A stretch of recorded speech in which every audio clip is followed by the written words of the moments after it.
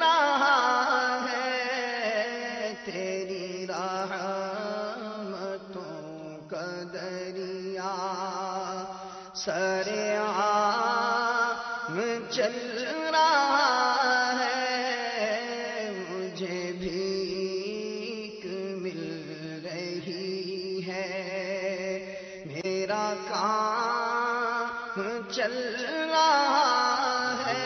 حبیب صلی اللہ تعالی علی محمد صلی اللہ تعالی علیہ وآلہ وسلم الہی کے لیے قرآنی پر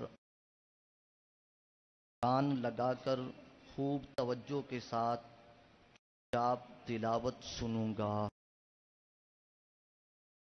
اپنے اختیار میں ہوا اور دل میں اخلاص پایا تو حکم حدیث پر عمل کرتے ہوئے، اشک باری کرتے ہوئے، اور یہ نہ ہو سکا تو رونے والوں جیسی صورت بنائے تلاوت سنوں گا۔ اعوذ باللہ من الشیطان الرجیم، بسم اللہ الرحمن الرحیم۔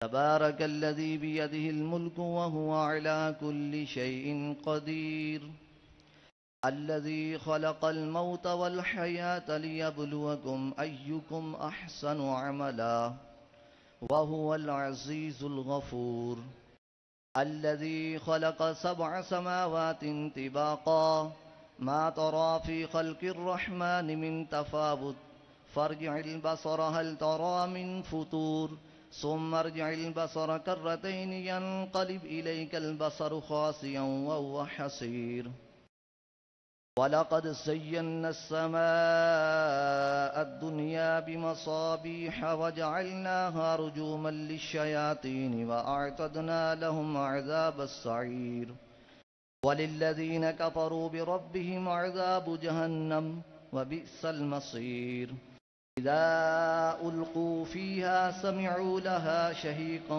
وَهِيَ تَفُورُ تَكَادُ تَمَيَّزُ مِنَ الْغَيْظِ كلما ألقي فيها فوج سألهم خزنتها ألم يأتكم نذير، قالوا بلى قد جاءنا نذير فكذبنا وقلنا ما نزل الله من شيء إن أنتم إلا في ضلال كبير، وقالوا لو كنا نسمع أو نعقل ما كنا في أصحاب السعير، فاعترفوا بذنبهم فسحقا لأصحاب السعير، إن الذين يخشون ربهم بالغيب لهم مغفرة وأجر كبير، وأسروا قولكم أو اجهروا به إنه عليم بذات الصدور، ألا يعلم من خلق وهو اللطيف الخبير، هو الذي جعل لكم الأرض ذلولا فامشوا في مناكبها وكلوا من رزقه وإليه النشور،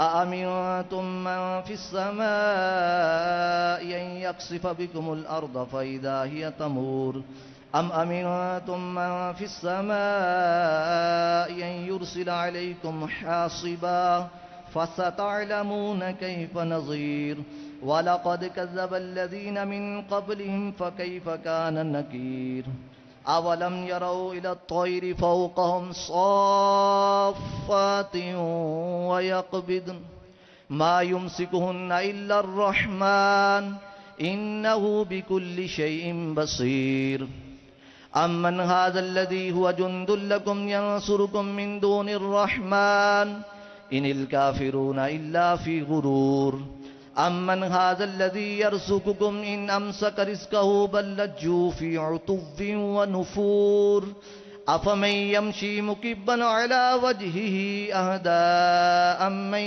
يَمْشِي سَوِيًّا عَلَى صِرَاطٍ مُّسْتَقِيمٍ، قُلْ هُوَ الَّذِي أَنشَأَكُمْ وَجَعَلَ لَكُمُ السَّمْعَ وَالْأَبْصَارَ وَالْأَفْئِدَةَ قَلِيلًا مَّا تَشْكُرُونَ، قُلْ هُوَ الَّذِي ذَرَأَكُمْ فِي الْأَرْضِ وَإِلَيْهِ تُحْشَرُونَ، ويقولون متى هذا الوعد إن كنتم صادقين قل إنما العلم عند الله وإنما أنا نذير مبين فلما رأوه زلفة سيئت وجوه الذين كفروا وقيل هذا الذي كنتم به تدعون قل أرأيتم إن أهلكني الله ومن معي أو رحمنا فمن يجير الكافرين من عذاب أليم قل هو الرحمن آمنا به وعليه توكلنا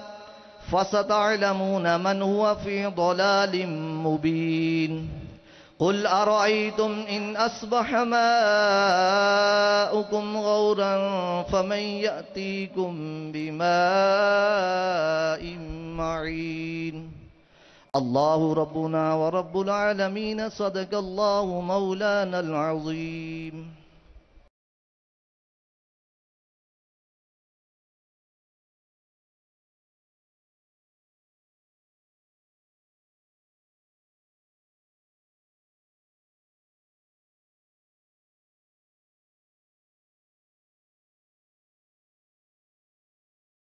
صلو علی الحبیب صلی اللہ تعالی علی محمد صلی اللہ تعالی علیہ وصحبہ وبارک وسلم. درود پاک پڑھیے. صلی اللہ علیہ یا رسول اللہ وسلم علیہ یا حبیب اللہ صلی اللہ علیہ یا رسول اللہ وسلم علیہ یا حبیب اللہ. جلد ہم عازم گلزار مدینہ ہوں گے. جلد ہم عازم گلزار مدینہ ہوں گے. حاضر در گہ سردار مدینہ ہوں گے. جلد ہم عازم گلزار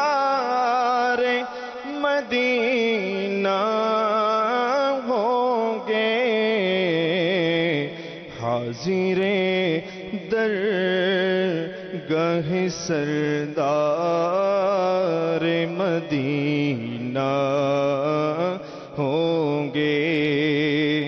حاضر در گہ سردار مدینہ ہوں گے. سبز گنبد کی وہاں خوب بہاریں ہوں گی. سبز گنبد کی وہاں خوب بہاریں ہوں گی. روبرو پھر میرے مینار مدینہ ہوں گے. روبرو پھر میرے مینار مدینہ ہوں گے. جلد ہم عازم گلزار مدینہ ہوں گے. مجد آ جائے گا قسمت کو بھی اس دم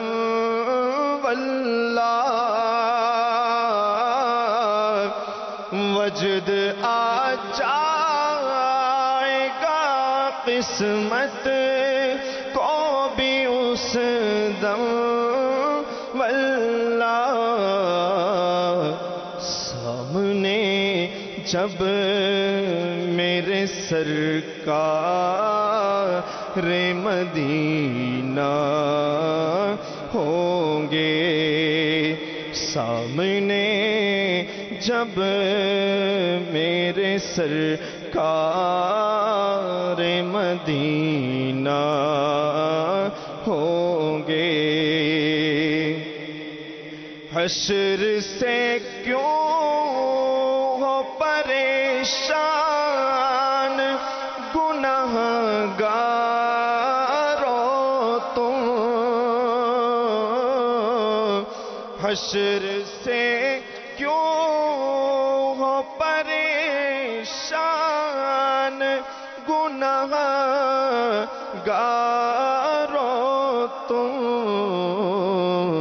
اپنے حامی وہاں سرکار مدینہ ہوں گے، اپنے حامی وہاں سرکار مدینہ ہوں گے، حشر میں جائیں گے عطار یوں انشاءاللہ، حشر میں جائیں گے عطار یوں انشاءاللہ،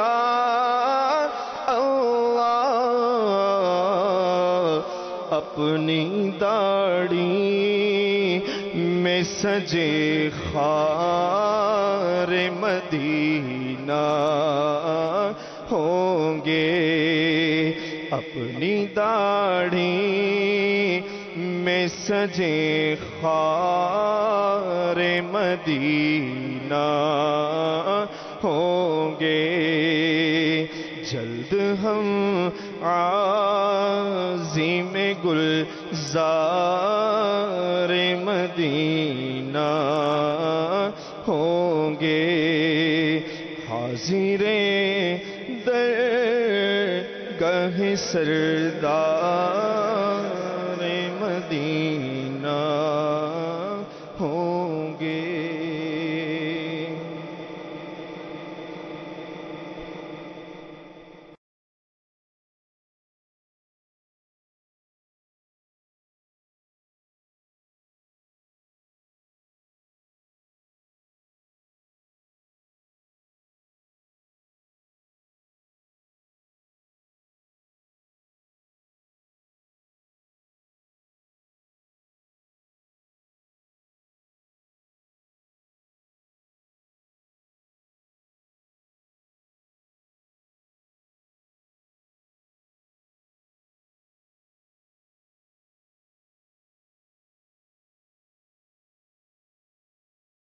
الصلاة والسلام على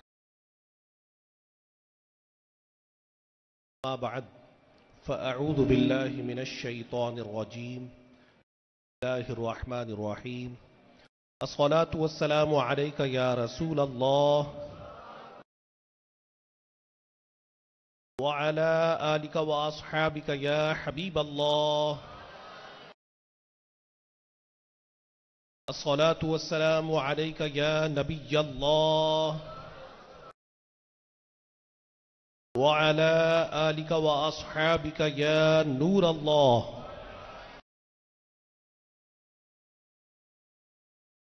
نويت سنة الاعتكاف۔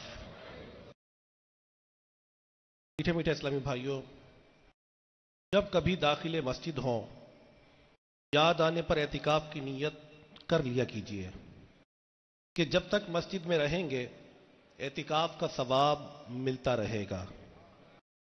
یاد رکھیے، مسجد میں کھانے پینے، سونے یا سحری افطاری کرنے، یہاں تک کہ آب زمزم یا دم کیا ہوا پانی پینے کی بھی شرعاً اجازت نہیں۔ البتہ اگر اعتکاف کی نیت ہوگی تو یہ سب چیزیں ضمناً جائز ہو جائیں گی۔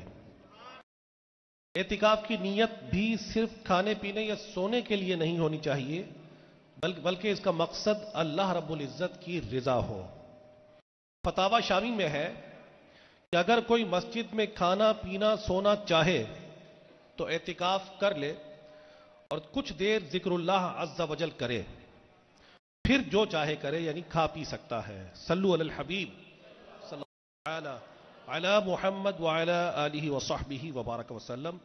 رسول محتشم شاہ بنی آدم نور مجسم صلی اللہ تعالی علیہ وآلہ وسلم کا فرمان راحت نشان ہے، اے لوگو، بے شک بروز قیامت اس کی دہشتوں اور حساب کتاب سے جلد نجات پانے والا شخص وہ ہوگا جس نے تم میں مجھ پر دنیا میں بکثرت درود پاک پڑھا ہوگا۔ صلو علی الحبیب صلی اللہ تعالی علی محمد وعلی آلہ وصحبہ وبارک وسلم۔ حصول ثواب کی خاطر بیان سننے سے پہلے اچھی اچھی نیتیں کر لیتے ہیں۔ فرمان مصطفیٰ صلی اللہ علیہ وآلہ وسلم، نیت المؤمن خیر من عملہ، یعنی مسلمان کی نیت اس کے عمل سے بہتر ہے۔ 2 مدنی پھول بھی سماعت فرما لیجئے نیت کے تعلق سے۔ بغیر اچھی نیت کے کسی بھی عمل خیر کا ثواب نہیں ملتا۔ جتنی اچھی نیتیں زیادہ اتنا ثواب بھی زیادہ۔ بیان سننے کی نیتیں کچھ حسب موقع کر سکتے ہیں آپ۔ نگاہ نیچی کیے خوب کان لگا کر بیان سنوں گا، ایک لگا کر بیٹھنے کی بجائے علم دین کی تعظیم کی خاطر جہاں تک ہو سکا 2 زانو بیٹھوں گا۔ ضرورتاً سمٹ سرک کر دوسرے کے لیے جگہ کشادہ کروں گا۔ صلو علی الحبیب اذکروا اللہ توبوا الی اللہ وغیرہ سن کر ثواب کمانے اور صدا لگانے والے کی دلجوئی کے لیے بلند آواز سے جواب دوں گا۔ بیان کے بعد خود آگے بڑھ کر سلام و مصافحہ اور انفرادی کوشش کروں گا۔ صلو علی الحبیب صلی اللہ تعالی علی محمد وعلی آلہ وصحبہ وبارک وسلم۔ الحمدللہ عز وجل ہر شب جمعہ دعوت اسلامی کے الحمدللہ سنتوں بھرے اجتماع دنیا کے مختلف ممالک میں منعقد کیے جاتے ہیں۔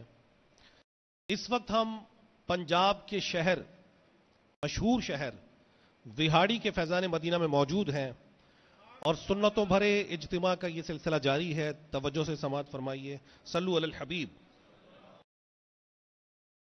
حضرت سیدنا ابو ہریرہ رضی اللہ تعالیٰ عنہ فرماتے ہیں کہ رسول کریم صلی اللہ علیہ وآلہ وسلم نے ارشاد فرمایا کہ بنی اسرائیل میں بہت سے عجائبات یعنی ونڈرز، عجیب و غریب باتیں تھیں، لہذا لوگوں کو ان کے بارے میں بتاؤ، اس میں کوئی حرج نہیں ہے۔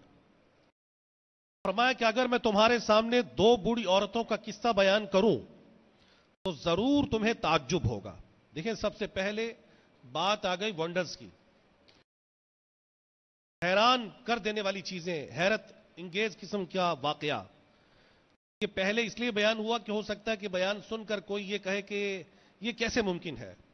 تو رسول کریم صلی اللہ علیہ وآلہ وسلم نے حضرات صحابہ علیہم رضوان کو بیان فرمایا کہ بنی اسرائیل میں کئی قسم کے عجائبات تھے، عجیب و غریب قسم کے واقعات ہوتے تھے۔ تو ان میں سے ایک واقعہ فرمایا کہ 2 بوڑھی عورتوں کا میں تمہیں بیان کرتا ہوں تو تمہیں تعجب ہوگا۔ صحابہ کرام علیہم رضوان نے عرض کی، یا رسول اللہ صلی اللہ علیہ وآلہ وسلم ارشاد فرمائیے۔ تو رسول کریم صلی اللہ علیہ وآلہ وسلم نے ارشاد فرمایا کہ بنی اسرائیل کا ایک شخص اپنی بیوی سے بہت محبت کرتا تھا۔ فرمایا کہ وہ جو میاں بیوی تھے ان دونوں کے ساتھ ان کی نابینا اور بوڑھی مائیں بھی رہتی تھیں، یعنی یہ بھی ایک عجیب اتفاق تھا کہ شوہر کی والدہ بھی نابینا اور جو بیوی تھی اس کی والدہ بھی نابینا۔ تو فرمایا کہ شوہر کی ماں ایک نیک سیرت اور سچی خاتون تھی، جبکہ بیوی کی ماں کا جو انداز تھا وہ درست نہیں تھا، اور وہ اپنی بیٹی کو اس کے شوہر کی ماں کے خلاف بھڑکایا کرتی تھی۔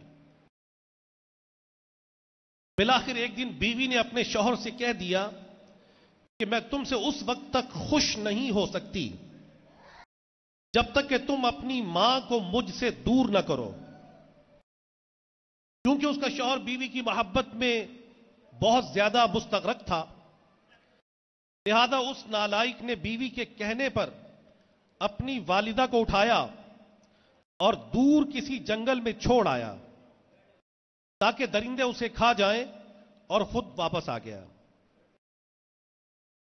رسول پاک صلی اللہ علیہ وآلہ وسلم کے فرمان کا مضمون ہے کہ جب شام ہوئی تو اس کی بوڑھی ماں کو درندوں نے گھیر لیا۔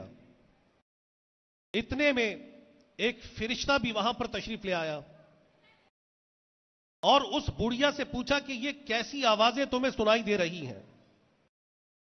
بڑھیا نے کہا کہ بہت اچھی آوازیں، یہ تو گائے، اونٹ اور بکری کی آوازیں ہیں۔ تو جب بڑھیا نے یہ کہا تو فرشتے نے کہا کہ ٹھیک ہے، اچھا ہی ہو۔ اتنا کہہ کر وہ فرشتہ وہاں سے چلا گیا۔ جب صبح ہوئی تو ایک حیران کن واقعہ دیکھا گیا کہ وہ ساری کی ساری وادی گائے، اونٹ اور بکریوں سے بھری ہوئی تھی۔ صبح اس لڑکے کو اپنی والدہ کا خیال آیا کہ دیکھوں تو صحیح اس کے ساتھ کیا معاملہ ہوا، اس کا تو انتقال ہو چکا ہوگا، جانور اسے کھا چکے ہوں گے۔ جب وہ اپنی والدہ کی تلاش میں پہنچا، عجیب واقعہ دیکھا کہ وہ جنگل تو اونٹ، بکریوں اور گایوں سے بھرا ہوا تھا۔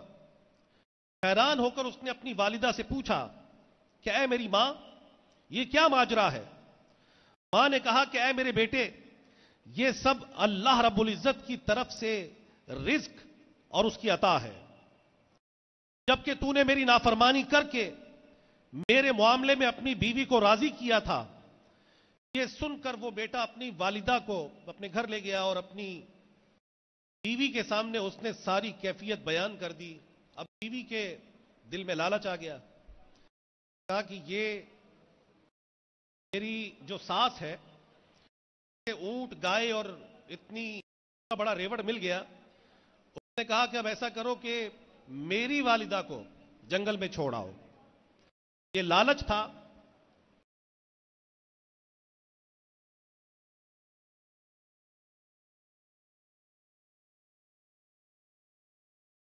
صلو علی الحبیب، آپ بھی یہیں متوجہ ہوں۔ بیوی نے کہا کہ اب میری والدہ کو جنگل میں چھوڑا، اور وہ ایکسپیکٹ کر رہی تھی کہ جیسا کہ میری ساس کے ساتھ ہوا، اگلی صبح ایک بہت بڑا ریوڑ ملا تو ہو سکتا ہے کہ یہی معاملہ ہو۔ وہ اب اپنی ساس کو اپنے بچوں کی نانی جنگل میں چھوڑ آیا۔ ایسے ہی فرشتہ تشریف لایا اور پوچھا کیا آوازیں سن رہی ہو؟ کہا کہ بڑے عجیب و غریب قسم کے درندوں کی آواز سن رہی ہوں، اور یہ تو مجھے ہلاک ہی کر دیں گے۔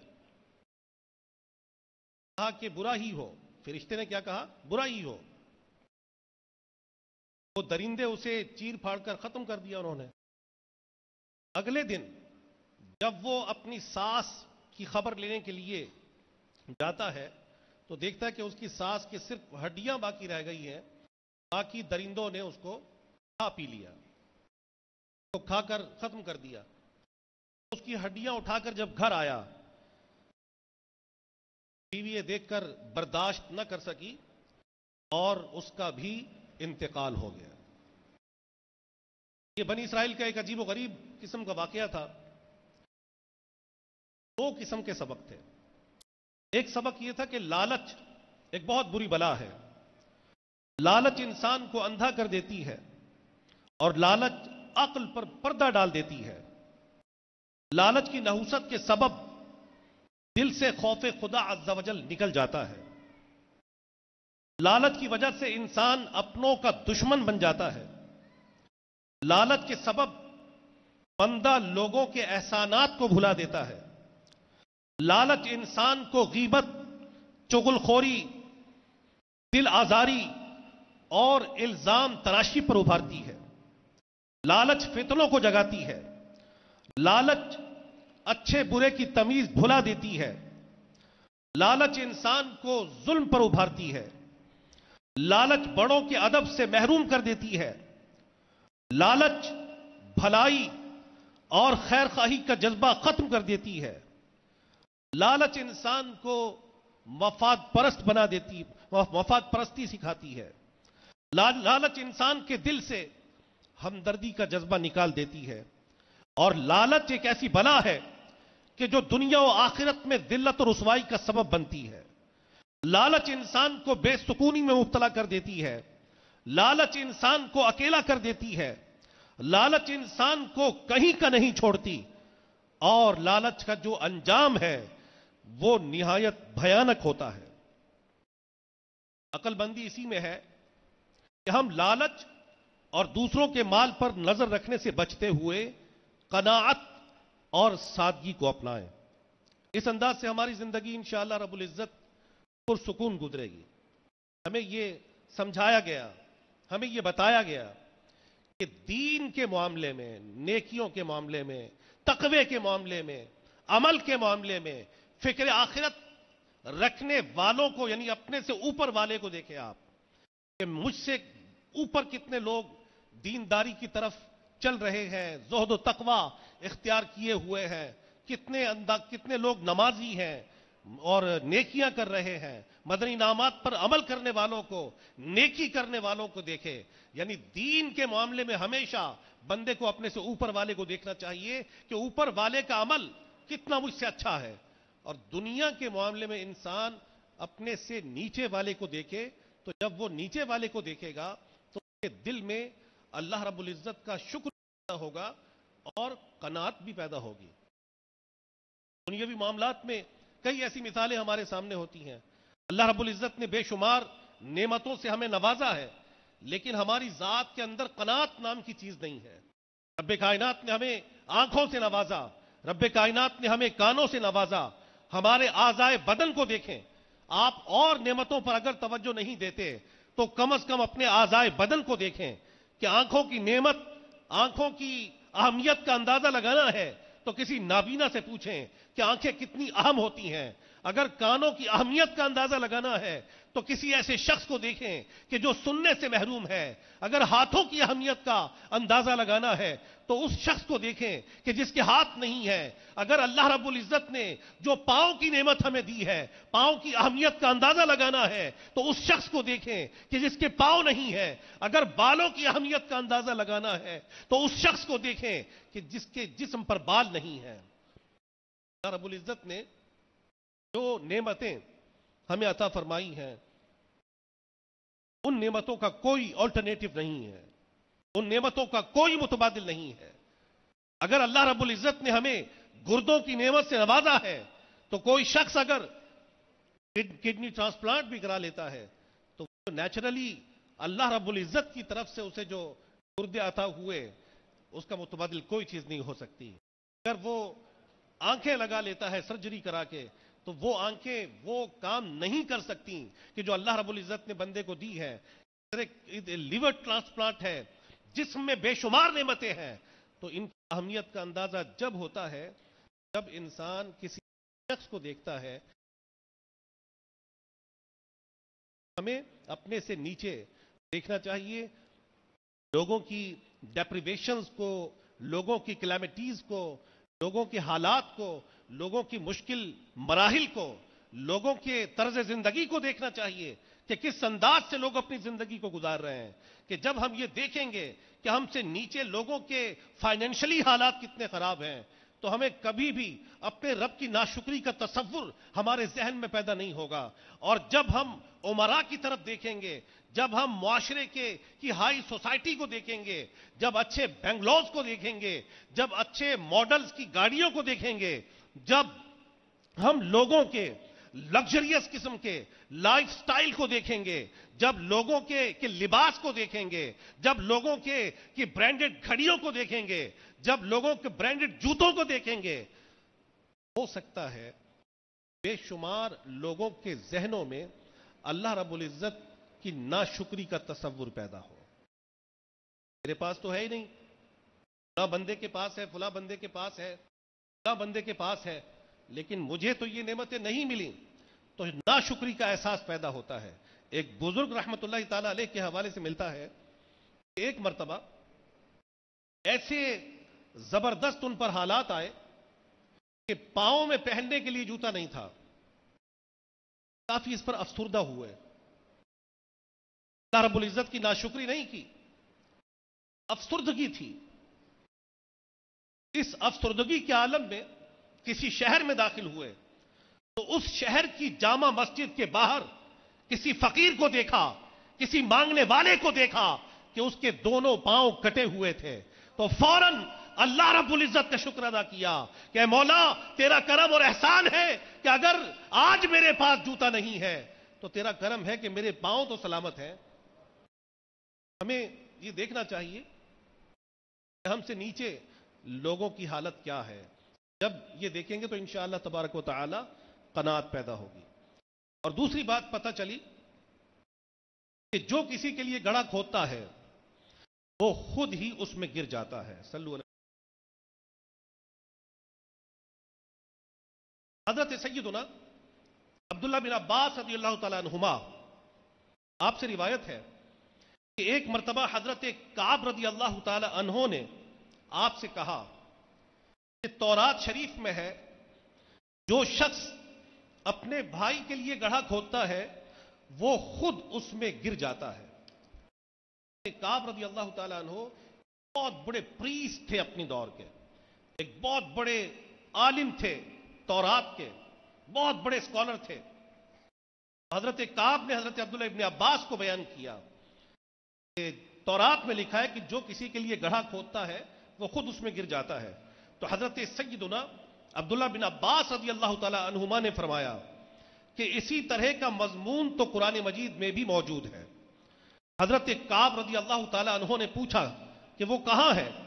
تو آپ رضی اللہ تعالیٰ عنہ نے فرمایا کہ یہ آیت پڑھ لو، اعوذ باللہ من الشیطان الرجیم ولا یحیق المکر السیء الا باہلہ. ترجمہ کنز الایمان.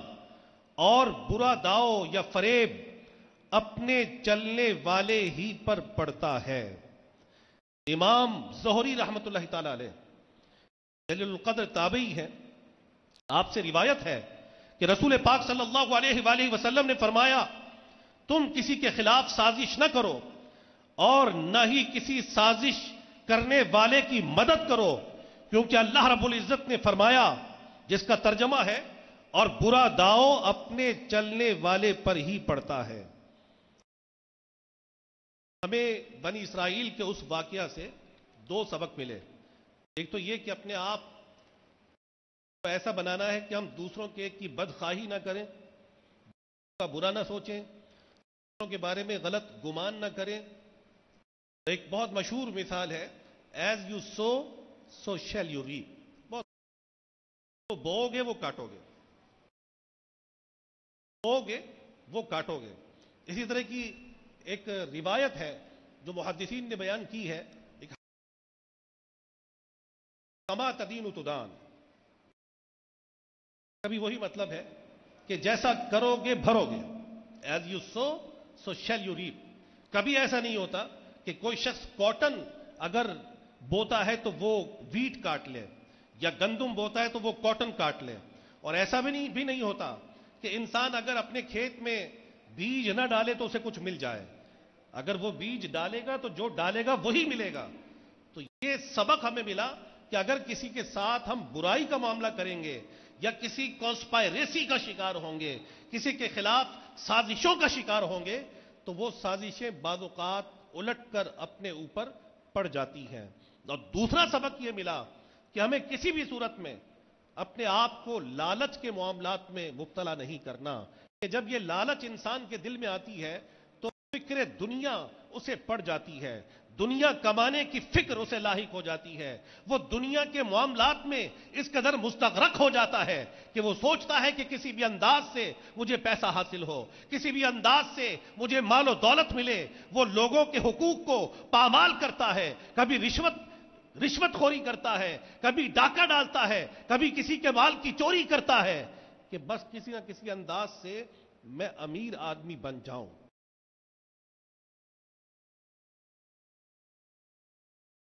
تو اللہ رب العزت کی تقسیم ہے، بندے کو چاہیے کہ اسی پر راضی رہے۔ جہاں تک دنیا کے معاملات ہیں، جہاں تک حصول دنیا کی بات ہے، جہاں تک دنیا کی ترقی کی بات ہے، یہ کوئی کامیابی کا سٹینڈرڈ نہیں ہے۔ ہم نے سمجھا ہے کہ دنیا میں جس شخص کو بہت بڑا عہدہ مل گیا، دنیا میں جس شخص کو منسٹری مل گئی، دنیا میں جس شخص کو بادشاہت مل گئی، دنیا میں کسی شخص کو اگر کوئی اعلیٰ قسم کی عزت مل گئی، ہم کہتے ہیں کہ یار بڑا خوش نصیب آدمی ہے، بڑا خوش نصیب آدمی ہے کہ دنیا میں اسے اتنا بڑا عہدہ مل گیا، دنیا میں اسے اتنی بادشاہت مل گئی، اتنے لوگ اس کے سب آرڈینیٹس ہیں، یہ آفیسر بن گیا، یہ بڑا مال والا بن گیا، بڑے پیسے والا بن گیا۔ تو بعض لوگ بیچارے پھر اسی چکر میں آپ کو ایسا انوالو کرتے ہیں، اللہ رب العزت کی یاد سے غافل ہو جائے۔ سالم بن عبداللہ بن عمر رضی اللہ تعالی عنہم اجمعین ایک مرتبہ طواف خانہ کعبہ کر رہے تھے۔ حضرت سالم بن عبداللہ بن عمر رضی اللہ تعالی عنہم یہ حضرت امیر المؤمنین فاروق اعظم رضی اللہ تعالی عنہ کے پوتے ہیں، ظاہر وہ تربیت ہے۔ حضرت عمر رضی اللہ تعالی عنہ کی قناعت، حضرت عمر رضی اللہ تعالی عنہ کا تقوی کہ جب بیت المقدس فتح ہونے کے قریب تھا، فتح نہیں ہو پا رہا تھا، تو وہاں کے کسی عالم نے کہا کہ اپنے امیر المومنین کو ہمارے پاس لے کر آؤ، ہم تمہارے امیر المومنین کو دیکھ کر فیصلہ کریں گے، کیونکہ انجیل مقدس میں امیر المومنین کی نشانیاں موجود ہیں۔ حضرت عمر رضی اللہ تعالیٰ عنہ کو صحابہ کرام علیہم رضوان جب وہاں لے کر جاتے ہیں، لوگ دیکھ کر حیران ہوتے ہیں۔ آپ نے اپنے غلام سے طے کیا تھا کہ کہیں تم سوار ہونا، کہیں میں سوار ہوں گا، غلام سے طے کیا تھا۔ جب بیت المقدس کی طرف پہنچتے ہیں تو باری آ جاتی ہے غلام کی، لوگ دیکھ کر حیران ہیں کہ مسلمانوں کا یہ خلیفہ کتنی شان و عظمت کا مالک ہے کہ خود سواری کی نکیل کو پکڑا ہوا ہے اور غلام وہ اونٹ پر بیٹھا ہے۔ آیا آپ کے چہرے کو دیکھا، آپ کے کپڑوں کو دیکھا، آج ہم کہتے ہیں کہ بڑی عمدہ قسم کی جگہ ہوں، انواع و اقسام کے خوبصورت ہمارے ڈریسز ہونے چاہیے، اور اس میں عیب نہیں ہے اگر کسی کو دکھانے کی غلط نیت نہ ہو تو اچھا کپڑا پہننے میں کوئی حرج نہیں ہے، لیکن آپ کو اللہ رب العزت کے نیک بندوں کا طریقہ بتا رہا ہوں۔ وقت جب بیت المقدس کی چابیاں ملنے کے قریب تھیں، اس وقت حضرت عمر رضی اللہ تعالی عنہ کے لباس مبارک پر 17 پیوند لگے ہوئے تھے، بعض روایات میں اسٹیچنگ ہوئی ہوئی تھی مختلف جگہوں سے، اور ایک پیوند چمڑے کا تھا۔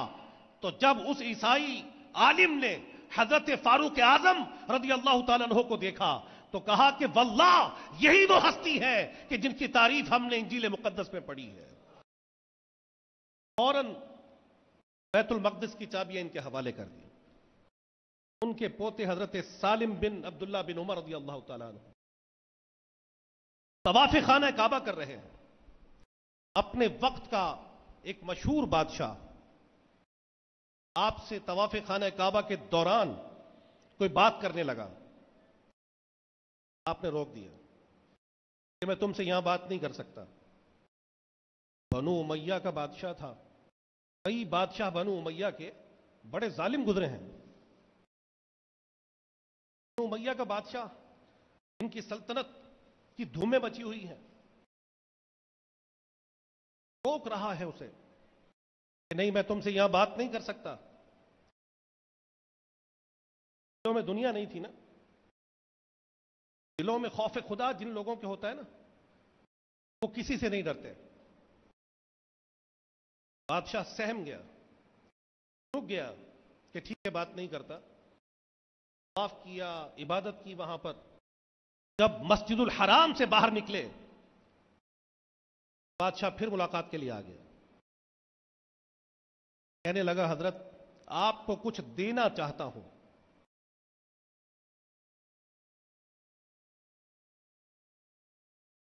بادشاہ وقت سے ملنا تو بعض اوقات خواب لگتا ہے ہم لوگوں کو، ایسے کئی لوگوں کو. بادشاہ وقت تو بہت دور کی بات، کوئی ایم پی ایم این اے مل جائے تو ہم بڑے خوش ہوتے ہیں. بولا ایم پی ایم این اے نے مجھ سے پوچھا کہ تمہیں کیا چاہیے، تمہیں کون سا کام کرانا ہے، ہم بڑے خوش ہو جاتے ہیں. لیکن وہاں بادشاہ وقت ملنے کے لیے ترستا ہے، کہتا کہ کچھ دینا چاہتا ہوں.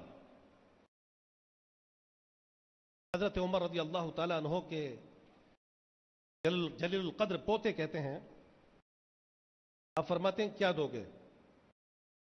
دنیا دو گے آخرت دو گے؟ بادشاہ سے فرما رہے ہیں کیا دو گے، دنیا یا آخرت؟ کہتے ہیں حضرت میں تو دنیا ہی دے سکتا ہوں، میں تو دنیا ہی دے سکتا ہوں. دنیا میں نے رب سے نہیں مانگی تو اس سے کیا مانگوں گا؟ دنیا میں نے رب سے نہیں مانگی تو اس سے کیا مانگوں گا؟ یہ ہوتے ہیں اللہ والے. اگر اللہ والوں کے واقعات اور حالات پڑھیں تو ہم حیران ہو جائیں. حضرات صحابہ علیہم رضوان کی زندگیاں پڑھ کر دیکھیں کہ جب فتوحات ہوئیں تو کئی صحابہ علیہم رضوان روتے تھے کہ جب مال و دولت کی فراوانی کو دیکھا تو وہ مال و دولت کی کثرت کو دیکھ کر روتے تھے. رب ناراض تو نہیں ہو گیا؟ ایک وقت ہمارا عالم یہ تھا، اور آج دیکھیں یہ دنیا، یہ انواع و اقسام کی چیزیں ہمارے سامنے آ گئیں. حضرت عمر رضی اللہ تعالیٰ عنہ دراہیم اور دنانیر کو پلٹ پلٹ کر دیکھتے تھے، الٹا پلٹا کر دیکھتے تھے، اور بہت ہی عجیب ان کی کیفیت ہوتی تھی، رونے والی کیفیت ہوتی تھی. ان لوگوں کے دلوں میں دنیا کی محبت نہیں تھی، وہ آخرت کے طلبگار تھے. بندہ مومن کا انداز اس دنیا میں ہونا بھی یہی چاہیے کہ وہ آخرت کا طلبگار ہو. حضرت عمر بن عبدالعزیز رحمت اللہ تعالی علیہ، یہ بھی حضرت عمر رضی اللہ عنہ کے خاندان سے ہی ہیں، یعنی رشتہ دار ہیں. سبحان اللہ. آپ نے جب آپ خلیفہ بنے تو اپنے غلام کو فرمایا کہ ایک چادر خرید کر لاؤ. غلام بازار میں جاتا ہے اور چادر خرید کر لایا. وہ چادر پوچھا کتنے کی ہے؟ کہنے لگا کہ 5 درہم کی خریدی ہے. درہم اس دور میں چاندی کا سکہ ہوتا تھا. 5 درہم کی خریدی ہے. آپ ناراض ہوئے، میں اتنی مہنگی چادر لے آئے، آپ اس پر ناراض ہو رہے ہیں. میں نے تو تمہیں نہیں کہا تھا کہ اتنی مہنگی چادر لے کر آؤ، یہ تم نے کیا کیا؟ آپ ناراض ہو رہے ہیں لیکن وہ غلام ہنس رہا ہے. آپ نے فرمایا کہ اس میں ہنسنے کی بات کیا ہے؟ کہنے لگا کہ میں آپ کا غلام کئی سالوں سے ہوں. میں اس وقت بھی آپ کا غلام تھا کہ جب آپ کے پاس خلافت نہیں آئی تھی تو آپ نے مدینہ منورہ میں مجھے فرمایا تھا کہ چادر خرید کر لاؤ. میں 500 درہم کی چادر آپ کے لیے خرید کر لایا تھا. لیکن جب آپ نے چادر دیکھی تھی آپ نے فرمایا تھا یہ اتنی گھٹیا چادر لے کر آ گئے. اور فرمایا میٹھے میٹھے اسلامی بھائی اور مدنی، خلافت جب ملی تو 5 درہم کی چادر پر ناراض ہو رہے ہیں کہ اتنی مہنگی چادر لے کر آ گئے، اور خلافت سے پہلے 500 درہم کی چادر لائی گئی. فرما رہے کہ اتنی گھٹیا چادر لے کر آ گئے.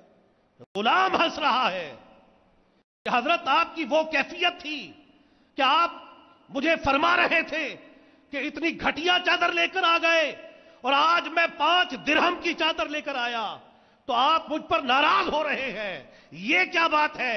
اس بات میں حکمت کیا ہے؟ تو حضرت عمر بن عبدالعزیز رضی اللہ تعالیٰ عنہ نے فرمایا کہ میرے نفس نے مجھ سے ہمیشہ اعلیٰ قسم کی چیزوں کا تقاضا کیا ہے. میرے نفس نے مجھ سے ہمیشہ اعلیٰ قسم کی چیزوں کا تقاضا کیا. فرمایا کہ جب میں خلیفہ بن گیا، جب آپ کو خلافت ملی تو آپ اس وقت بھی روئے تھے خلافت کے ملنے پر.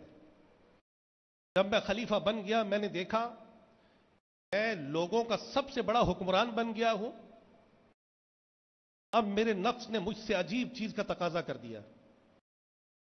وہ چیز آخرت ہے. میرے نفس نے مجھ سے ہمیشہ اچھی چیزوں کا تقاضا کیا. جب میں خلافت کی مسند پر آیا میرے نفس نے مجھ سے آخرت کا مطالبہ کر دیا. سبحان اللہ, کتنے نیک لوگ تھے وہ کہ آج اگر بادشاہت مل جائے تو انسان ایروگینٹ ہو جاتا ہے, تکبر آ جاتا ہے, دل میں بڑائی آ جاتی ہے. بعض لوگوں کو بادشاہت, بعض لوگوں کو عہدے, بعض لوگوں کو منصب ظلم پر ابھارتا ہے. لوگوں کا انداز دیکھیں. جب خلیفہ بنا تو میرے نفس نے مجھ سے آخرت کا مطالبہ کر دیا. مطالبہ یہ نہیں فرمایا کہ آپ کی ساری زندگی پھر ایسی گزری, ساری زندگی ایسی گزری, نہ اولاد کے لیے کچھ جمع کیا, نہ کوئی پراپرٹیز بنائی, نہ کوئی اس دور میں جو بھی مال و اسباب کی چیزیں تھیں وہ بنائیں. فرمایا کہ اگر میری اولاد اللہ سے ڈرتی ہے تو میری اولاد کے لیے اللہ رب العزت کافی ہے. ایسا ان کا ذہن تھا. جب فوت ہوئے 18 درہم چھوڑے, 18 چاندی کے سکے چھوڑے. یہ تھی ان کی آخرت سے محبت. آج ہم اپنی زندگی پر غور کریں کہ ہماری زندگی کر رہی ہے. اللہ رب العزت کی نافرمانیاں کیسے ہم کر رہے ہیں, کیسے فکر دنیا میں آج ہم گھلے جا رہے ہیں. مال دیکھتے ہیں, لوگوں کے مکان دیکھتے ہیں, لوگوں کی جائیدادیں دیکھتے ہیں, لوگوں کے محلات کو دیکھتے ہیں, لوگوں کی کاروں کو دیکھتے ہیں, بڑے پریشان ہو جاتے ہیں. کبھی رجسٹریشن برانچ میں جا کر تو دیکھیں, رجسٹریشن برانچ میں دیکھیں جا کر, جہاں مکانوں کی رجسٹری ہوتی ہے, جسے آپ لوگ پنجاب میں کہتے ہیں پٹوار خانہ. پٹوار خانے میں جا کر دیکھیں کہ کتنی زمینیں کتنے مالکوں کے نام تھیں اور اب نہیں ہیں. کتنے مکان کسی اور کے نام تھے لیکن اب اس کے نام نہیں ہیں. مکان وہی ہیں, زمینیں وہی ہیں, لیکن رہنے والے دنیا سے چلے گئے. اسی طرح ہم بھی چلے جائیں گے. موت ایک ایسی حقیقت ہے کہ جس سے دنیا کے کسی مذہب سے تعلق رکھنے والا شخص انکار نہیں کرتا. بدقسمتی سے آپ کو دنیا میں ایسے لوگ ملیں گے جو معاذ اللہ رب تبارک و تعالیٰ کا بھی انکار کر دیں گے, انکار کر دیں گے رب کا, لیکن موت کا انکار کرنے والا آپ کو کوئی نہیں ملے گا. تو ذرا جا کر دیکھیں پٹوار خانوں میں کہ کتنے لوگوں کے مکانات وہیں کھڑے لیکن لوگ نہیں ہیں. کتنی کاریں, کتنی گاڑیاں وہیں ہیں لیکن ان کے مالک نہیں ہیں. کتنے بڑے بڑے لوگ اس دنیا میں آئے, بڑے بڑے جاہ و حشمت کے مالک آئے, بڑے بڑے طاقتور لوگ آئے, بڑے بڑے حسن و جمال کے پیکر آئے, بڑے بڑے اپنے دور کے پہلوان اس دنیا میں آئے. بڑے بڑے ایسے لوگ کہ جن کے آنے پر لوگ دہل جاتے تھے, جن کے آنے پر, جن کے ایک حکم پر سلطنتیں زیر و زبر ہو جاتی تھیں. کتنے لوگ آئے لیکن سب کو موت کا شکار ہونا پڑا, سب کو موت کا شکار ہونا پڑا. جب دل میں یہ بات گھر کر جائے نا کہ دنیا کی زندگی عارضی ہے تو انسان کبھی بھی دنیا کی محبت میں مبتلا نہیں ہوتا. جب یہ پتہ چل جائے کہ دنیا کی زندگی عارضی ہے, یا اللہ والوں کا انداز ہے کہ ان کو موت اچھی لگتی ہے, یا اللہ والوں کا شروع سے انداز رہا ہے اور ہے کہ وہ اپنے پاس مال و دولت کو جمع ہونا پسند نہیں کرتے. مدنی چینل پر کروڑوں لوگوں نے سنا ہوگا شیخ طریقت امیر اہل سنت دامت برکاتہم العالیہ بیان فرمایا تھا اپنے بارے میں, اگر کوئی مجھے اپنی زکات دے دے نا, کوئی مجھے اپنی زکات دے دے, زکات ادا ہو جائے, یعنی اتنا پیسہ بھی نہیں ہے, اگر وہ چاہیں دولت جمع کر سکتے تھے, اگر وہ چاہتے. یہ امیر اہل سنت فی زمانہ ہمارے لیے ایک بہت بڑی مثال ہے کہ آپ نے آخرت کو ترجیح دی.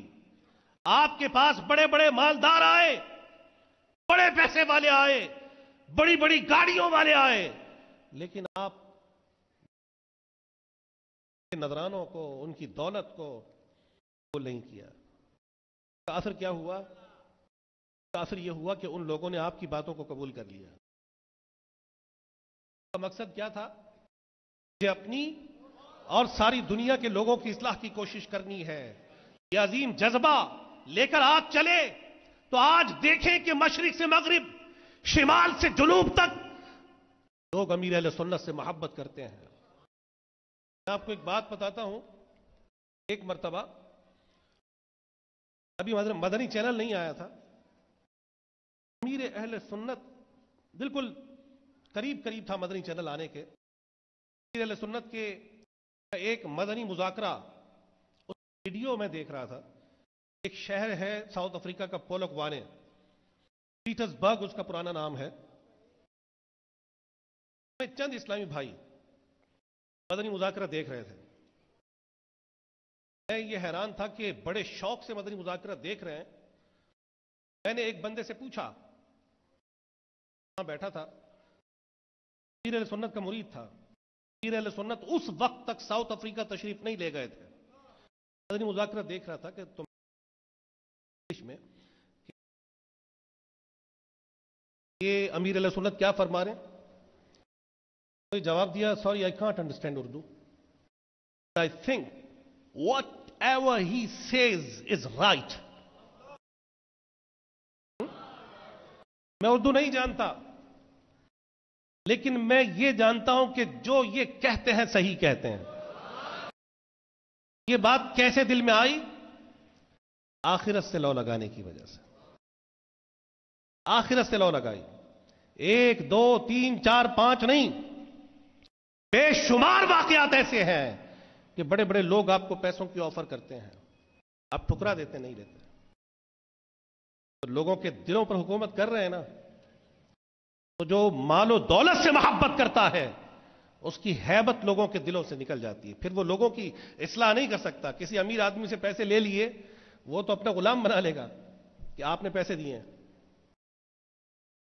کہ میں نے آپ کو پیسے دیے ہیں, ایسا کرو ایسا کرو. تو آپ نے الحمدللہ عز وجل لوگوں سے پیسہ نہیں لیا, خود رزق حلال کمایا, اور اس کے ساتھ ساتھ اشاعت دین کی آج دیکھیں کہ الحمدللہ دنیا میں کس انداز سے اشاعت دین ہو رہی ہے. تو ایسے ہی ہمیں سوچنا چاہیے کہ ہماری منزل یہ دنیا کی ترقی, یہ دنیا کا پیسہ, یہ دنیا کی جائیدادیں, یہ دنیا کے منصب, یہ ہماری منزل نہیں ہے. ہماری منزل کیا ہے؟ اللہ رب العزت نے قرآن مجید فرقان حمید میں ارشاد فرمایا, افحسبتم انما خلقناکم عبثا وانکم الینا لا ترجعون. تمہارا کیا خیال ہے کہ ہم نے تمہیں بیکار پیدا کر دیا, اور کیا تمہیں ہماری طرف لوٹ کر نہیں آنا؟ ہمیں لوٹنا ہے اپنے رب کی طرف, اس منزل کی طرف جانا ہے. اور ہمیں فرمایا, یا ایھا الذین آمنوا اتقوا اللہ ولتنظر نفس ما قدمت لغد. اے ایمان والو, اللہ سے ڈرو, اور تم میں سے ہر شخص دیکھے کہ اس نے کل کے لیے کیا کیا. یہ کل جمعے کا دن کل نہیں ہے, یہ کل ایور لاسٹنگ ہے, یہ کل ایٹرنل لائف کا کل ہے, یہ کل ہمیشہ کا کل ہے, یہ کل ڈے آف ججمنٹ ہے, یہ کل قیامت کا دن ہے, یہ کل وہ کل ہے کہ جس کے بعد اور کوئی کل نہیں آئے گا. یہ ابد الآباد کا کل ہے کہ جس کی تیاری کا حکم رب کائنات نے ہمیں دیا, لیکن ہم اپنے طرز عمل کو دیکھیں, ہم اپنے اعمال کا جائزہ لیں کہ ہم کیا کر رہے ہیں. ہمارے رب نے ہمیں فقط دنیا میں اس لیے نہیں بھیجا کہ ہم دنیا کے ہو کر رہ جائیں. ٹھیک ہے, دنیا کے معاملات چلانے ہوتے ہیں, ٹھیک ہے, کاروبار کرنا ہے, کام کرنا ہے, رزق حلال کمانا ہے, لیکن اصل منزل آخرت کی منزل ہے. حضرت سیدنا عثمان غنی رضی اللہ تعالی عنہ نے ارشاد فرمایا کہ اے لوگو, تمہارے رب نے تمہیں دنیا میں اس لیے بھیجا ہے کہ تم یہاں رہ کر آخرت کی تیاری کرو، اس لیے نہیں بھیجا کہ تم دنیا کے ہو کر رہ جاؤ۔ تو ہمیں ہمارے بڑوں نے یہی سکھایا ہے کہ آخرت کے لیے کچھ کریں۔ امیر اہل سنت دامت برکاتہم العالیہ الحمدللہ، آپ لوگوں میں سے بہت سارے لوگوں نے دیکھا ہوگا کہ وہ تو سارے سال ہی روزے رکھتے ہیں الحمدللہ۔ ہم ماہ رمضان قریب آتا ہے تو لوگ کہتے ہیں ہو بہت گرمی ہے، اس گرمی کے عالم میں نہ جانے روزہ کیسے گزرے گا۔ اور کئی لوگ ایسے ہیں کہ وہ بیچارے یہ سوچتے ہیں کہ جناب روزے میں کام کیسے کروں گا، روزہ ہی نہیں رکھتے۔ کئی دکانوں والے، کئی ریڑیوں والے، کئی لوگ ماہ رمضان کا روزہ چھوڑ دیتے ہیں کہ جناب کیا کریں، گرمی اتنی ہم روزہ نہیں رکھ سکتے۔ لیکن امیر اہل سنت کو دیکھا گیا کہ وہ پورے سال روزہ رکھتے ہیں اور مدنی کام بھی ساتھ کرتے تھے۔ جب پہلے باہر سفر ہوتے تھے تو سارے سال ہم نے گرمی سردی روزہ رکھتے دیکھا۔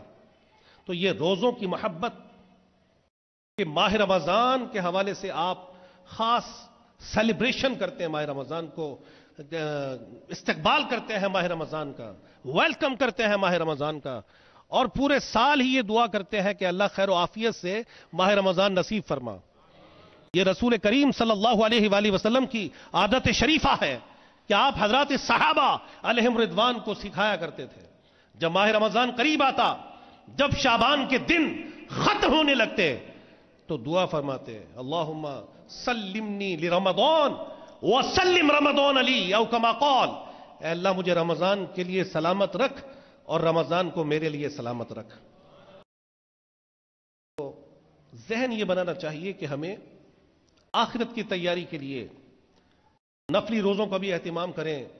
مدنی انعامات کی صورت میں امیر اہل سنت نے امت مسلمہ کو ایک بہترین طرز حیات دیا ہے کہ دیکھو ویسے تو بہت سارے کام کرنے کے ہیں، لیکن اس انداز سے کام کر لو تو انشاءاللہ تبارک و تعالی فائدہ ہوگا۔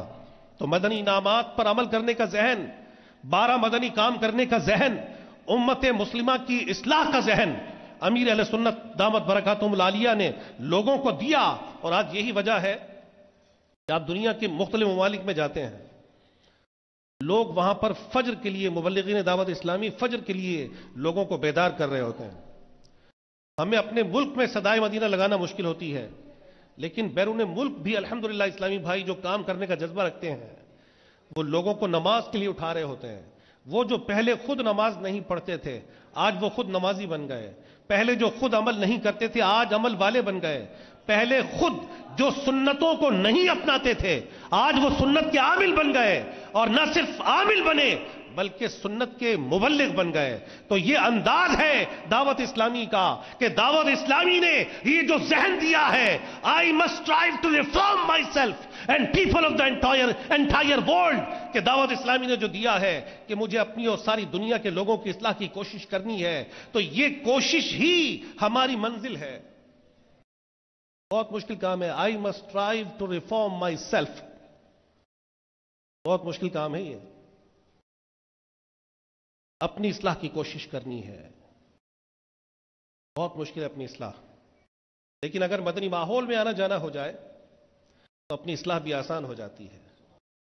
جب اچھے لوگوں کے ساتھ اٹھنا بیٹھنا ہو جائے تو یہ کام آسان ہو جاتا ہے۔ آج جیسے آپ اجتماع میں آئے ہیں، اگر نیت کر لیں کہ انشاءاللہ تبارک و تعالی ہر جمعرات آئیں گے تو یہ کام بہت آسان ہو جائے گا، آٹومیٹیکلی سنتوں کے عامل بن جائیں گے۔ اتنے سارے لوگوں نے جو امامہ شریف سجایا ہے یہ دعوت اسلامی کے مدنی ماحول کی برکت ہے۔ ہم کسی پیر صاحب کی اولاد تو نہیں تھے، ہم کسی عالم کے بیٹے بھی نہیں تھے، اور بدقسمتی سے کسی دینی مدرسے میں بھی نہیں پڑھے۔ آج ہمارے سروں پر جو امامہ شریف آیا ہے یہ امیر اہل سنت کی سوچ ہے کہ آپ نے امت مسلمہ کو ذہن دیا کہ آخرت کے لیے کچھ کرنا ہے۔ اچھا، یہ دنیا کمانے کے لیے بے شمار لوگ دنیا کے مختلف ملکوں میں جاتے ہیں، لیکن امیر اہل سنت کی سوچ کیا ہے؟ امیر اہل سنت کی سوچ کیا ہے کہ دنیا کمانے کے لیے جاتے ہیں لیکن الحمدللہ عز و جل دیندار بھی بن جاتے ہیں۔ دنیا کا سب سے پہلا جو باقاعدہ ملک تصور کیا جاتا ہے، بہت بڑا آئی لینڈ ہے فجی۔ فجی میں بھی الحمدللہ دعوت اسلامی کا کام جاری ہے، جس سرزمین پر دنیا کی سب سے پہلی کرنیں گرتی ہیں اور سب سے آخری کرنیں جہاں پڑتی ہیں، دعوت اسلامی الحمدللہ وہاں پر بھی مدنی کام کر رہی ہے۔ امریکہ کی بے شمار سٹیٹس میں دعوت اسلامی کا مدنی کام الحمدللہ سنتوں سے بھرپور کام جاری ہے۔ یہ مدنی ماحول میں آنے جانے سے ہوگا، یہ عاشقان رسول کے ساتھ سنتوں کی تربیت کے مدنی قافلوں میں سفر کرنے سے دین سیکھنے کو آئے گا، آخرت کی سوچ اچھے ماحول میں بیٹھنے سے ملے گی۔ ماہ رمضان امیر اہل سنت ذہن عطا فرماتے ہیں کہ پورا ماہ رمضان مسجد میں گزاریں۔ سبحان اللہ، یہ نہیں ہوئی؟ رمضان کا چاند بھی مسجد میں اور عید کا چاند بھی مسجد میں۔ پہلے یہ ایک خواب لگتا تھا کہ کیسے ہوگا، خواب لگتا تھا، لیکن اب تو امیر اہل سنت نے ایسا ذہن دیا کہ صرف باب المدینہ کراچی میں نہیں بلکہ اور جگہوں پر بھی دنیا میں الحمدللہ 1 ماہ کا اعتکاف ماہ رمضان کا ہو رہا ہے۔ کہ لوگ کیسے کریں گے؟ یہ اصل وہی بات ہے کہ جو آخرت کے بندے ہوتے ہیں نا، اللہ رب العزت ان سے سارے کام کروا لیتا ہے۔ کہاں ذہن تھا کہ لوگ 10 دن کا اعتکاف کریں گے؟ ہمیں یاد ہے، یعنی اتنی دنیاوی حوالے سے کئی بڑے پرانے لوگ یہاں پر بیٹھے ہیں، آپ بتا دیں، ہمارے محلے میں ایک بابا جی تھے، ان کی لوگ منتیں کرتے تھے، بابا جی اعتکاف میں بیٹھ جاؤ، آپ کی خدمت کریں گے۔ وہ بابا جی کہتے تھے اچھا میں سوچوں گا، میں دیکھوں گا، طبیعت خراب ہے۔ تو لوگ اعتکاف میں بڑی منت کر کے بٹھاتے تھے پہلے بابوں کو، بوڑھے آدمیوں کو۔ آج تو جگہ جگہ مسجد آباد ہیں۔ یہ الحمدللہ دعوت اسلامی کا فیضان ہے۔ تو کوشش کریں کہ ہر دم اس مدنی ماحول کے ساتھ وابستہ رہیں۔ ماحول کے ساتھ وابستگی امیر اہل سنت دامت برکاتہم العالیہ کے مدنی مذاکرے سننے دیکھنے کی نیت اور واقعی پریکٹیکلی کرنا، یہ ہم سب شروع کر دینا تو پتہ بھی نہیں چلے گا، آٹومیٹیکلی سنتوں کے عامل بن جائیں گے۔ نیت نہ میری تھی اور نہ کئی لوگوں کی ہوگی کہ امام شریف پہنیں گے، داڑھی شریف سجائیں گے، سفید لباس پہنیں گے، یہ کریں گے وہ کریں گے، بہت ساری چیزیں، نیت نہیں تھی لیکن آٹومیٹیکلی آ گیا۔ یہ مدنی ماحول کی برکات ہیں الحمدللہ۔ آپ آئیں، ہفتہ وار اجتماع میں آئیں، خود بخود سنتوں پر عمل کرنے کا جی چاہے گا، اور پھر جب سنتوں پر عمل کرتے ہیں تو شیطان کے وار اب ڈیفرنٹ ہو جاتے ہیں۔ دکھاوا بعض اوقات ہونے کے چانس ہوتے ہیں، بعض اوقات حسد، باطنی بیماریاں، غیبت، چغلی، تکبر، فحش گوئی، بہتان، نہ جانے کون کون سی عادتیں۔ تو امیر اہل سنت دامت برکاتہم العالیہ نے کس موضوع پر امت کی اصلاح نہیں فرمائی؟ وہ موضوع تو بتا دیں آپ۔ تو ان موضوعات پر کلام کر کے UK، یورپ اور امریکہ کے بگڑے ہوئے نوجوانوں کو اس گیٹ اپ میں لے آنا، یہ کتنی بڑی اچیومنٹ ہے۔ تو ہم سب کوشش کریں اور نیت کر لیں کہ انشاءاللہ تبارک و تعالی ہم باقاعدگی سے سنتوں پر اجتماع میں شرکت کریں گے، اور ہفتے کے دن جو مدنی مذاکرہ خاص طور پر ہوتا ہے وہ مدنی مذاکرہ انشاءاللہ تبارک و تعالی اور اسلامی بھائیوں کے ساتھ مل کر بھی دیکھیں گے۔ صلو علی الحبیب۔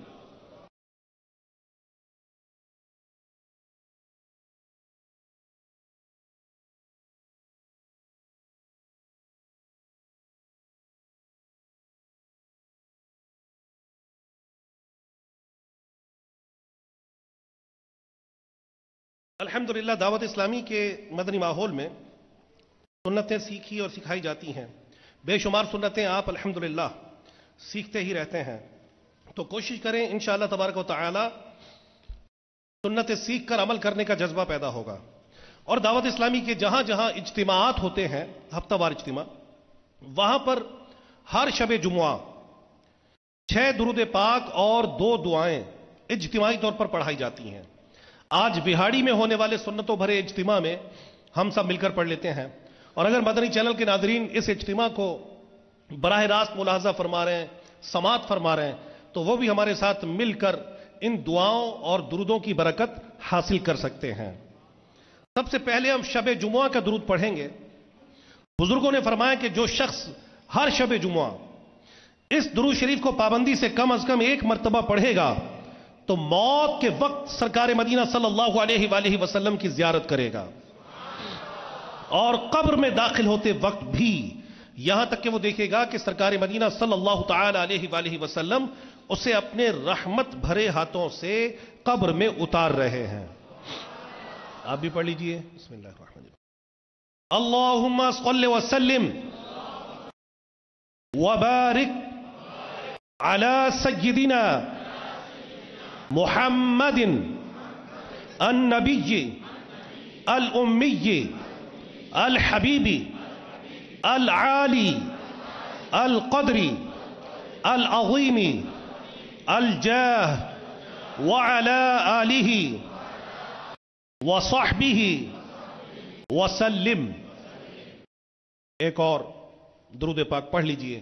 حضرت سیدنا انس رضی اللہ تعالی عنہ سے روایت ہے کہ رسول پاک صلی اللہ علیہ وآلہ وسلم نے فرمایا، جو شخص یہ درود پڑھے اگر کھڑا تھا تو بیٹھنے سے پہلے، اور بیٹھا تھا تو کھڑے ہونے سے پہلے اس کے گناہ معاف کر دیے جائیں گے۔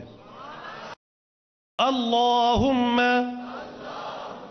صل علی سیدنا ومولانا محمد وعلی آلہ وسلم۔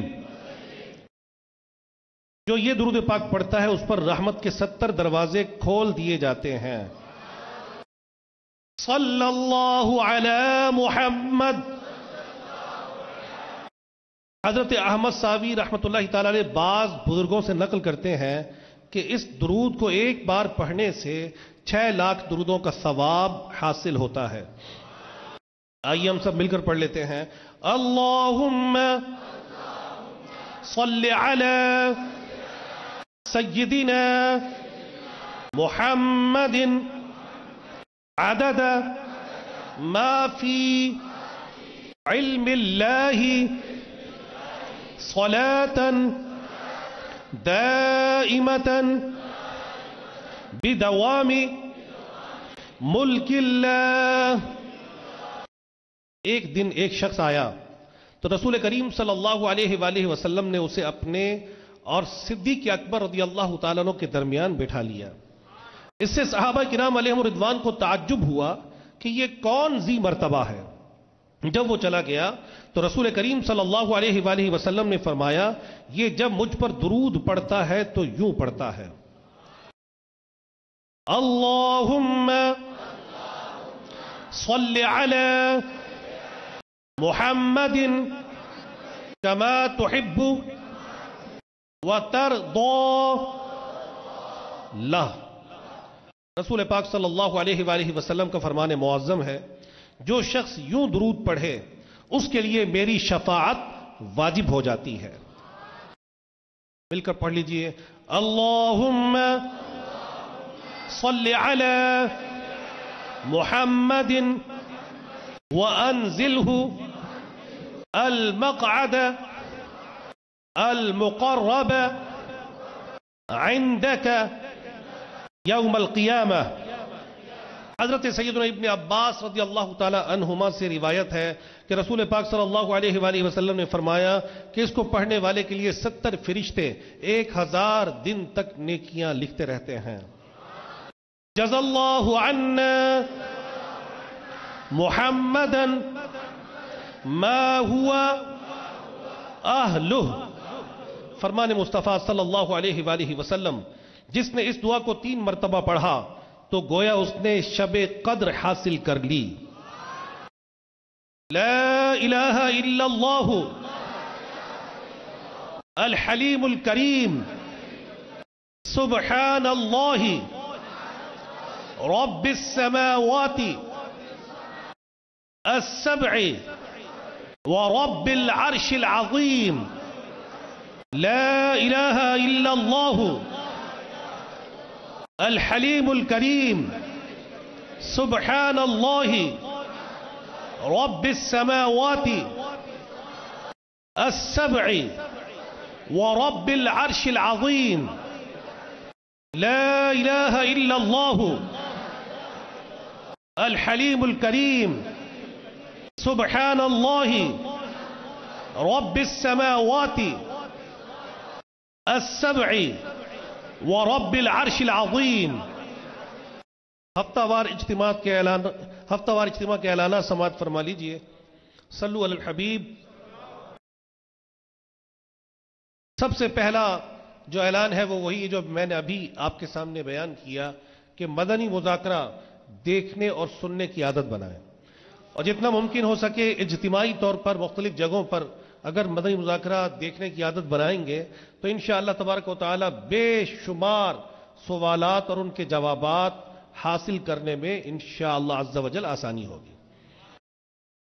آج جمعرات ہے اور آنے والے ہفتے یعنی 5 مئی بعد نماز عشاء رات تقریباً 9:15 بجے ہفتہ وار مدنی مذاکرے کا آغاز تلاوت قرآن پاک اور نعت رسول پاک صلی اللہ علیہ وآلہ وسلم سے ہوگا اور وقت مناسب پر شیخ طریقت امیر اہل سنت بانی دعوت اسلامی حضرت علامہ مولانا محمد الیاس اتار قادری رضوی ضیائی دامت برکاتہم العالیہ سوالات کے جوابات عنایت فرمائیں گے انشاءاللہ عز و جل. تمام عاشقان رسول اپنے ڈویژن و علاقے اور شخصیات کے گھروں میں ہونے والے اجتماعی مدنی مذاکرے میں خود بھی اول تاخیر شرکت کی سعادت پائیں اور دوسرے اسلامی بھائیوں کو بھی اس کی دعوت دے کر ترغیب دلا کر ساتھ لانے کی کوشش فرمائیں. صلو علی الحبیب. الحمدللہ عز و جل ہفتہ وار مدنی مذاکرے میں امیر اہل سنت دامت برکاتہم العالیہ کسی رسالے کے مطالعے کی ترغیب بھی ارشاد فرماتے ہیں. آپ مطالعہ کرنے والوں کو اپنی دعاؤں سے بھی الحمدللہ عز و جل نوازتے ہیں اور قیمتی مدنی پھول بھی عطا فرماتے ہیں. تو آنے والے ہفتے کے مدنی مذاکرے میں پہلے سے ہی آپ رسالہ لے لیجئے. مکتبۃ المدینہ سے ہاتھوں ہاتھ پھوپھی سے صلح کر لی. تمام عاشقان رسول یہ مکتبۃ المدینہ سے حاصل کر لیں اور ہفتے کے دن ہمارے پاس موجود ہوں ان ایڈوانس. ایسا نہ ہو کہ پہلے ختم ہو جائیں تو پہلے لے لیں. جب امیر رسول اللہ اعلان فرمائیں تو نیت کر لیں کہ مدنی مذاکرے کے بعد آپس میں ملاقات کرنے کے بعد گھر جا کر فوراً اس کو پڑھ لوں گا یا اگلا مدنی مذاکرہ آنے سے پہلے اس رسالے کو نہ صرف پڑھوں گا بلکہ اس میں جو مدنی پھول بیان ہوئے انشاءاللہ تبارک و تعالی ان پر عمل بھی کروں گا. اس کا ہدیہ جو بڑا رسالہ ہے 11 روپے اور چھوٹا رسالہ اس کا ہدیہ 5 روپے ہے. امیر اہل سنت دامت برکاتہم العالیہ کا ایک اور عظیم شاہکار بہت ہی پیارا رسالہ ہے مکتبۃ المدینہ کا اشکوں کی برسات. اس رسالے میں کیا ہے؟ اہل زمانہ میں سب سے بڑا عقل مند، سب سے زیادہ عقل مند، گفتگو میں پہل کرنے کے نقصانات، دشمن کے لیے بھی دعا، قیامت کا خوف دلانے پر بے ہوش ہو گئے، معاف کرنے والے بے حساب جنت میں داخل ہوں گے. یہ رسالہ مکتبۃ المدینہ سے آپ ہدیتاً حاصل کر سکتے ہیں. بڑے سائز کا جو رسالہ ہے 10 روپے اس کا ہدیہ ہے اور چھوٹے سائز کا جو رسالہ ہے 5 روپے اس کا ہدیہ ہے. مکتبۃ المدینہ کی ایک بہت پیاری کتاب نجات دلانے والے اعمال کی معلومات. اس کتاب کے مطالعہ سے آپ جان سکیں گے شریعت کی نظر میں مسکین، نیت، شکر، صبر اور اس طرح کی باطنی معلومات کی تعریفات، توبہ اور تجدید ایمان کا طریقہ، حسن اخلاق کیسے حاصل ہو، مراقبہ کیا ہے اور اس کا طریقہ کیا ہے. اس کا ہدیہ ہے 130 روپیہ. 12 مدنی کاموں میں سے ایک بہت ہی پیارا مدنی کام مدرسۃ المدینہ بالغان کا رسالہ منظر عام پر آ چکا ہے. مدرسۃ المدینہ بالغان میں پڑھنے اور پڑھانے والے تمام عاشقان رسول تک یہ رسالہ پہنچایا جائے. اس رسالے میں آپ پڑھ سکیں گے خدمت قرآن کریم اور دعوت اسلامی. دعوت اسلامی کا کیا رول ہے قرآن مجید کی تعلیمات کو عام کرنے کے حوالے سے، اور چل مدینہ کے 7 حروف کی نسبت سے مدرسۃ المدینہ بالغان کے 7 مدنی مقاصد اور دیگر معلومات بھی انشاءاللہ تبارک و تعالی آپ کو اس رسالے میں حاصل ہو سکیں گی. آج کے ہفتہ وار اجتماع کے مدنی حلقوں میں فرض علوم نہ سیکھنے کے بارے میں بتایا جائے گا. مثلا فرض علوم نہ سیکھنے کے احکام شرعی، فرض علوم نہ سیکھنے کے گناہ میں مبتلا ہونے کے بعض اسباب، اور فرض علوم سیکھنے کے لیے کیا کیا طریقے اختیار کیے جائیں، اور افطار کے بعد کی دعا یاد کرائی جائے گی. ملک و بیرون ملک کے ذمہ داران کا سنت و بھرا اجتماع 4 مئی 2018 17 شعبان المعظم 1439 سنہ ہجری بروز جمعۃ المبارک. یہ سنت و بھرا اجتماع کابینہ وائز اجتماعی طور پر دیکھنے کی ترکیب کی جائے. بالخصوص نگران کابینہ، مجلس اعتکاف کے رکن کابینہ اس سنت و بھرے اجتماع کی تیاری کے لیے بھرپور کوشش فرمائیں. انشاءاللہ تبارک و تعالی دعوت اسلامی کی مرکزی مجلس شورا کے نگران رات تقریباً 9 بجے مدنی چینل پر سنتوں بھرا بیان ارشاد فرمائیں گے. 4 مئی 2018. صلو علی الحبیب. تمام شرکائے اجتماع عشاء کی نماز باجماعت ادا کرنے کی سعادت حاصل کریں گے انشاءاللہ عز و جل. اس اجتماع کی پہلی نشست کے اختتام پر یعنی صلاۃ السلام کے بعد اذان ہوگی اور نماز عشاء انشاءاللہ عز و جل باجماعت ادا کی جائے گی. صلو علی الحبیب.